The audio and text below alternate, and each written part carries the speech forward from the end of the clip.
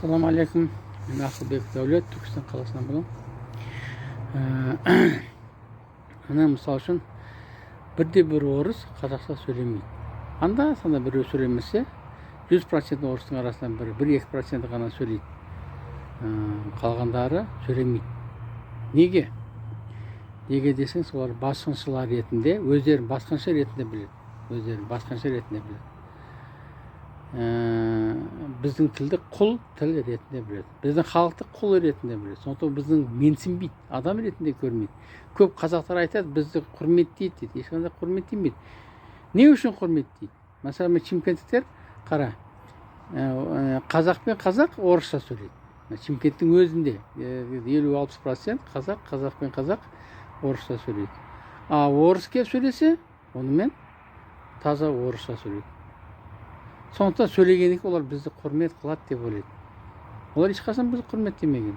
Орыс түгіл, міне өзбегің де, тәжігің де, доңғаның да, ұйғырың да бізді сыйламаған, сыйламайды. Неге? Неге десеңіз, бізде намыс жоқ. Қазақта намыс жоқ. Міне қанша қазақ балаларын өзім құда балдарынан да естігенмін.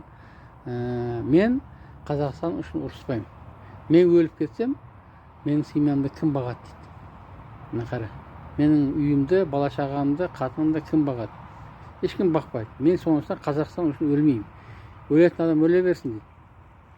Мен бармаймын дейді. Онда жастардың арасында өте көп. Мына бір рет неде тұрыппыз,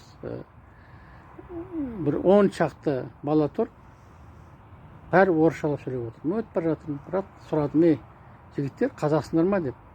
Кейін бір көрсетті де, мына бір орыс баланы көрсетті, мына біз орысты құрметтеп, толерантсыз білдіріп дейді. Қара, біледі, толерантсыз білдіріп, біз орыс тұрғаннан кейін біз ұялдық, сондықтан орысша сөйлеп отырмыз. 10 шақты қазақ, бір орыс тұрғаннан кейін орысша сөйлеп отыр. Неге ол бір орыс 10 шақты қазақпен қазақша сөйлемейді? Сөйлемейді. Негізі бұл құл тілі. Бұларды менсіп атқан жері жоқ. Бірақ мен сөйледі айттым, гарантта еді ол. Гаранттан телефон сатып алушы балдардың бәрі қарап қалды. Мен айттым, орысқа рахмет дедім, бірақ сонша 10 шақты қазақты сендер тізе бүктіріп отыр. Сендерді тізе бүктіріп отыр. Орысша сөйлетіп. Аналар күліп, кәдімгідей күліп кетіп барады, орыс алып. Айттым, айналайындар, не болады деп. Міне, біздің қазақ толерантность. Біз орысты қазақша сөйлесін десек, орыспен орысша сөйлесейік. Егер қазақша сөйлегісі келмесе, пожалуйста, Россия тұр, кете берсін. Оны ешкім сағынып атқан жері жоқ. Ол бізді құрметтемесе, неге біз оларды құрметтейміз? Мына 23 жылы орыс тілі болды. Бір жылды орыс тілі қылды. Дүние жүзі орыстарды Россияны террорист мемлекетте білсе, біздің Тоқаев орыс тілі жылы қылды. Ең ұяты сол. Біз дүние жүзінде бетіміз жерге қарады. Амал жоқ. Сондықтан біз намыс жоқ халық болдық. Қанша айт.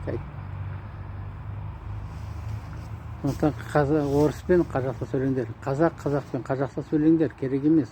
Шымкент қаласының өзінде қанша қазақтарды көреміз, орысша сөйлеп отырады. Жасы болсын, кәрісі болсын. Бәрі мен советскиймін, үлкендер мен советскиймін дейді. Советскийлер.